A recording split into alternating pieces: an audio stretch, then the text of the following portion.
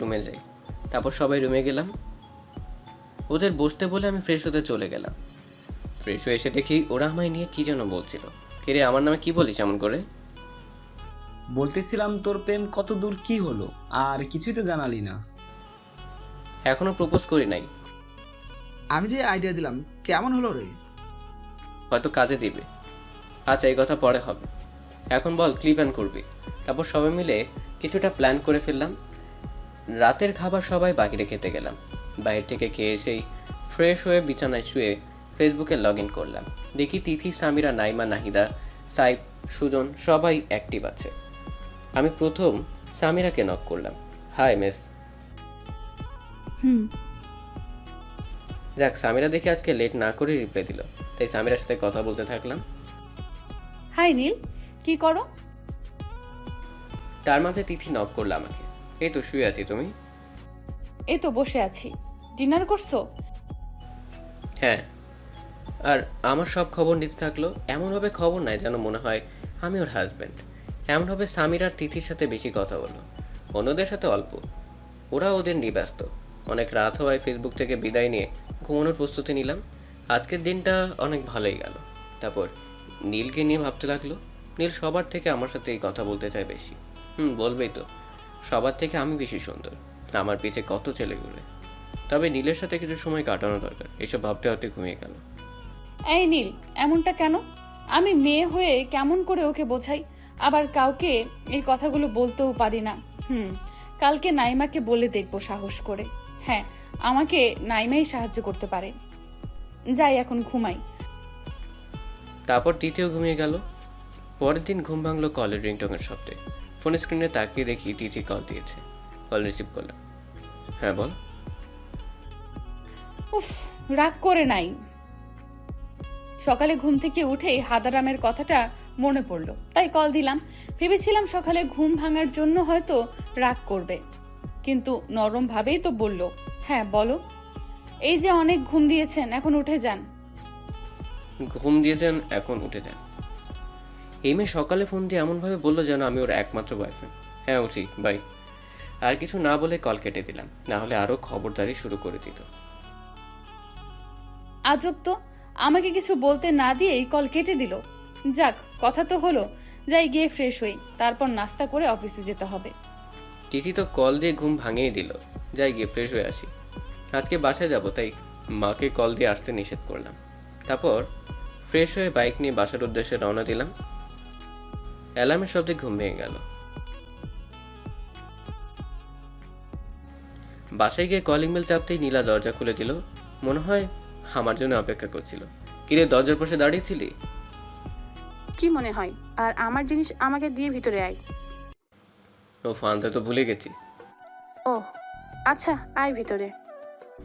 ভিতরে যেতেই মাকে দেখলাম। কি রে নীলা, তোর আবার কি হলো? কিছু না মা, ভাইয়া এসেছে।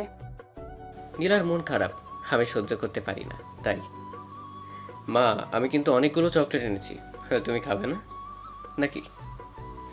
পকেট থেকে চকলেটগুলো বের করে নীলা চকলেটগুলো আমার হাত থেকে নিয়েই থ্যাঙ্কস ভাইয়া বলেই চলে গেল। তারপর সবাই একসাথে নাস্তা করল। নাস্তা করে আমি অফিসে চলে গেলাম। গিয়ে দেখি তেমন কেউ আসে নাই।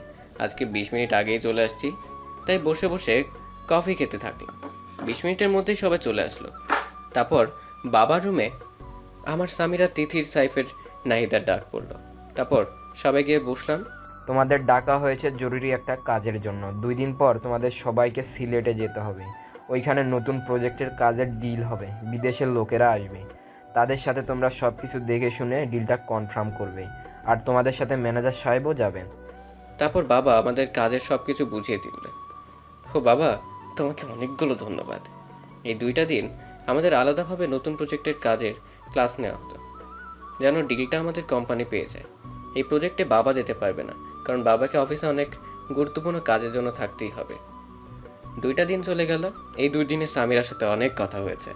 এখন আর সামিরার মধ্যে বিরক্তি ভাব দেখি না। আজকে রাতে আমাদের যেতে হবে। আমার প্ল্যানিংয়ে বাবা বাসের ব্যবস্থা করে দিয়েছেন। সন্ধ্যার সময় সবাই বাস স্ট্যান্ডে চলে আসলো। ম্যানেজার সবার কাছে একটা করে টিকিট ধরিয়ে দিলেন। আমার পাশে সিট সামিরার হওয়ার কথা ছিল, কিন্তু সিটটা তিথির পাশে হয়ে গেল। একটু মন খারাপ। তা ভাবছি সিলেটে গিয়ে প্রপোজ করে দিব। সামিরা ম্যানেজারের পাশে সিট। আমি জানতাম উনি এমন কিছু একটা করবেন, অনেক দিন থেকে আমাকে ফলো করে, করবেই তো, আমি সুন্দরী বলে কথা। তারপর রাত 8টায় বাস এলো। তারপর সবাই বাসে উঠে গেল। আমাদের সিট দেখি সামনের দিকে।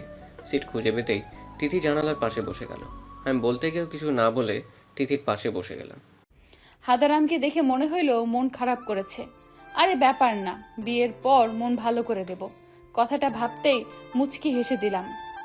এই মেয়ে পাগল হইল নাকি? একা একাই হাসতেছে।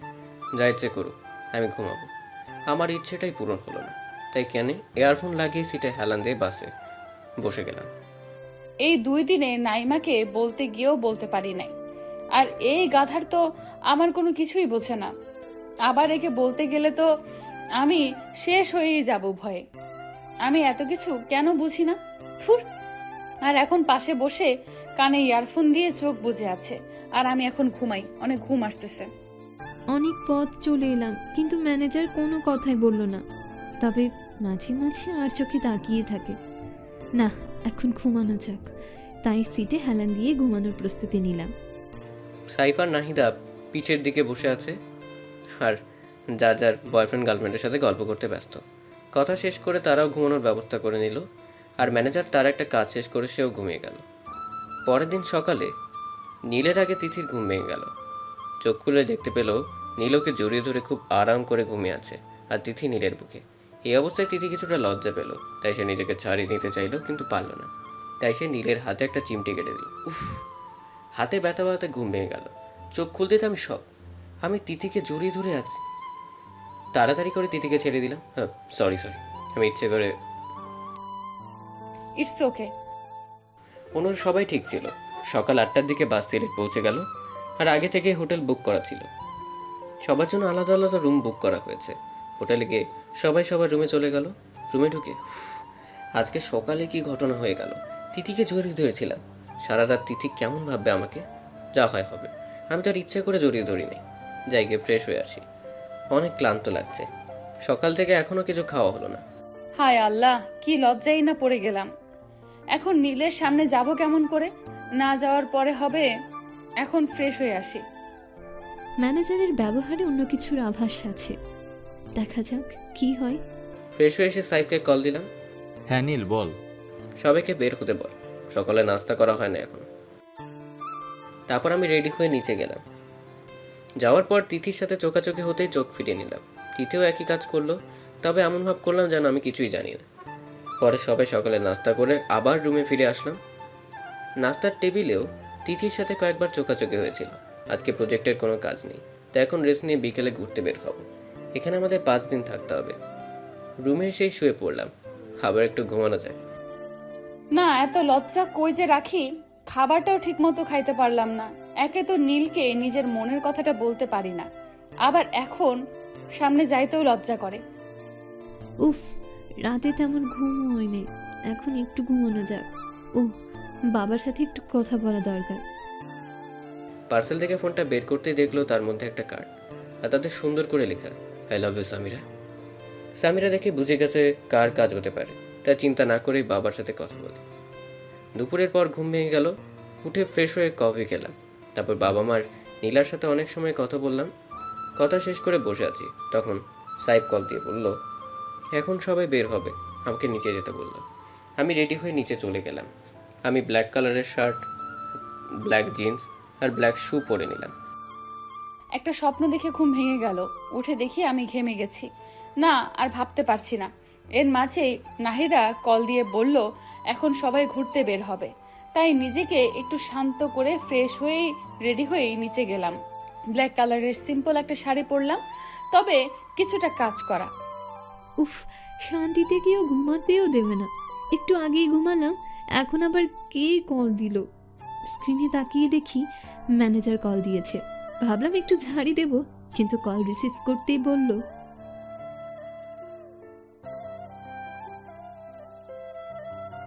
ঘুরতে যাওয়ার কথা শুনে আমি আর কিছুই বললাম না। আর কিছু না বলেই কল কেটে রেডি হয়ে নিচে গেলাম। রেড কালারের গর্জিয়াস ভাবে কাজ করা একটা শাড়ি পরে বের হলাম। আমি নিচে গিয়ে দেখি শুধু সাইফ আর ম্যানেজার দাঁড়িয়ে আছে। একটা মেয়ে এখনো বের হয় না। উফ, এই একটা কাজ খুব অস্বস্তি লাগে, বেশি সময় অপেক্ষা করা। বেশ কিছু সময় পর নাহিদা আসলো, কিন্তু অন্য দুজন আসার কোনো খবর নেই। তারও কিছু সময় পর দুজন একসাথে আসলেন। আমি তো সামিরাকে দেখে কিছুই বলতে পারছি না। ওই দিন নীল শাড়ি, আবার আজকে লাল শাড়ি, সব কিছুতেই ভালোই মানায়। তবে তিথিকেও ভালোই লাগছিল। সাইফের কথা আমার ঘোর কাটলো। চল সবাই বের হই, অনেক দেরি হয়ে গেল। আমাকে দেখে সবাই মনে হয় ক্রাশ খেয়ে গেছে, খেতেই হবে, সামিরা বলে কথা। তারপর সবাই একটু কার ভাড়া করে নিয়ে চলে গেলাম ঘুরতে। সিলেটে আগে কখনো আসি নাই আমি, আসলে দেশে থাকতে তেমন কোথাও ঘোরা হয়নি।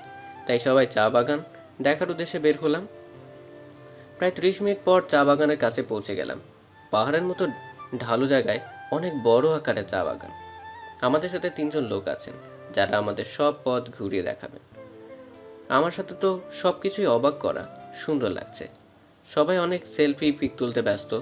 আমার পাশেই সাইফ, সামিরা, তিথি আছে। ভালোই ঘুরছিলাম নিজের মতো করে। হঠাৎ আমার পা পিছলে খেয়ে আমি পড়ে যেতে